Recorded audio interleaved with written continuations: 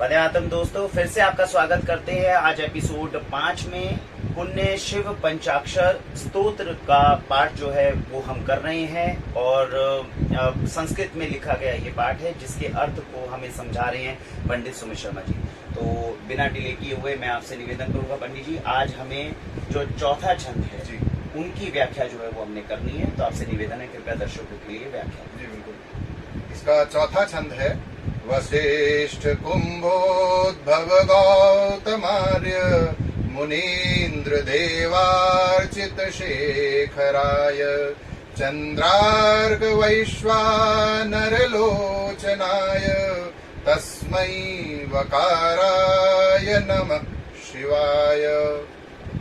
यहाँ कहा गया कि वशिष्ठ कुंभोद्भव माने अगस्त ऋषि और गौतम इत्यादि जो सभ्य ऋषि मुनि हैं, और मुनियों के भी जो इंद्र हैं, मुनियों के जो इंद्र हैं उनमें इनका नाम सर्वप्रमुख आता है। जैसे कि हम सप्तऋषि कहते हैं, वशिष्ठ हैं, अत्रि हैं, पुलह हैं, क्रतु हैं, अंगिरा हैं, तो उनमें से 3 का नाम यहाँ दिया गया।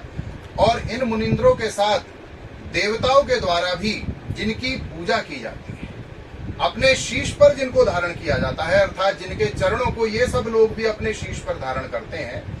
और चंद्रार्क वैश्वानर लोचनाय, चंद्र अर्थात चंद्रमा, अर्क माने सूर्य और वैश्वानर माने अग्नि।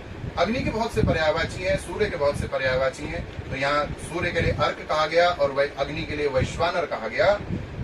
जिनके नेत्र हैं, चंद्र सूर्य और अग्नि ही जिनके नेत्र हैं, अर्थात भगवान के त्रिनेत्रों से इनका प्राकट्य हुआ, हम ऐसा भी कह सकते हैं। और भगवान के तीनों नेत्रों में ये निवास करते हैं, और या इन तीनों देवताओं को भगवान के त्रिनेत्रों से ही शक्ति प्राप्त होती है सृष्टि को प्रज्वलित करने के लिए, प्रकाशित करने के लिए इत्यादि। तो ऐसे जो वह स्वरूप भगवान शिव है, हम उनको नमस्कार करते हैं। ये इसके चौथे छंद का। बहुत सुंदर बताया पंडित जी। पंडित जी छोटा सा है, जैसे आपने बताया 3 महर्षियों के नाम इनमें दिए गए, महर्षि वशिष्ठ, महर्षि अगस्त्य और महर्षि गौतम जी। तो महर्षि अगस्त्य का नाम नहीं समझ में आया, किस तरह से महर्षि अगस्त्य? हाँ देखिए, यहाँ महर्षि अगस्त्य के लिए कुंभोद्भव कहा गया। कुंभ से जिनका प्राकट्य हुआ, इसलिए उनको घट संभव भी कहा जाता है, घट जोनी भी कहा जाता है। उनका जन्म घड़े से हुआ है, किसी माँ के शरीर से नहीं हुआ। वशिष्ठ का भी शरीर जन्म जो हुआ है वो पहले ब्रह्मा से हुआ था सप्तऋषियों के रूप में, फिर वो कुछ श्राप की आगे निमि और उनका श्राप हो गया था। तो वशिष्ठ और अगस्त्य दोनों ही घड़े से प्रकट हुए थे, इसलिए इन दोनों को कुंभोद्भव कहा जाता है। इसलिए कुंभोद्भव जब शब्द है यहाँ अगस्त्य और वशिष्ठ दोनों के लिए, लेकिन वशिष्ठ शुरू में आ गया इसलिए हम विशेष रूप से अगस्त के लिए ये लेंगे। और गौतम इत्यादि आर्य अर्थात सभ्य मुनीन्द्रों के।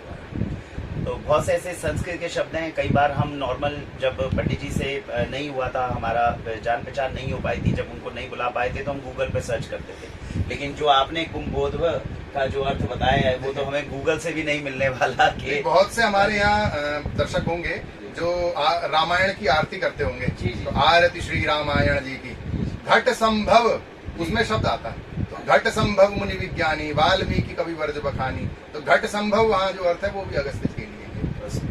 तो ये भारतीय संस्कृति के अंदर जरूरी है। और कई बार लोग बोलते हैं कि पंडित जी की क्यों आवश्यकता है, हालांकि हमारी ये बनाने के सीरीज का कुछ मकसद ये भी है कि पंडित जी को कभी ना बुला पाए तो अपनी तरफ से उपासना कर पाए। लेकिन हम कितने भी आगे क्यों ना चले जाएं, हमें पंडित जी की आवश्यकता जरूर पड़ेगी, क्योंकि जो व्याख्यान होता है, जो इसके अंदर की डेप्थ होती है, उनको पकड़ना देख सकते हैं आप कितना मुश्किल होता है। और एक एक शब्द के अर्थ को निकालना बेहद कठिन काम है। ये हमें आसानी से गूगल पे नहीं मिल पाता था, इसीलिए ये सीरीज को शुरू किया गया है ताकि इनके सभी अर्थों को हम अच्छे से जान पाए। और फिर से हर एपिसोड में हम आपसे निवेदन करते हैं, फिर यही निवेदन करेंगे, एपिसोड को अंत करने के बाद में कृपया करके मनन करना ना भूलें, उच्चारण करते रहें। जो आज आपने सीखा है उसका 24 घंटे तक उच्चारण करेंगे तो कंठस्थ हो जाएगा।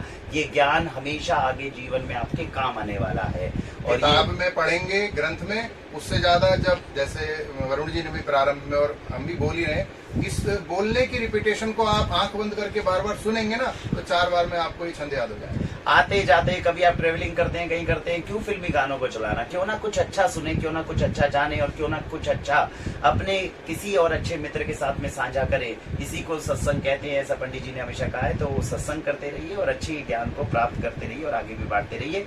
इसी के साथ भारत वंदे।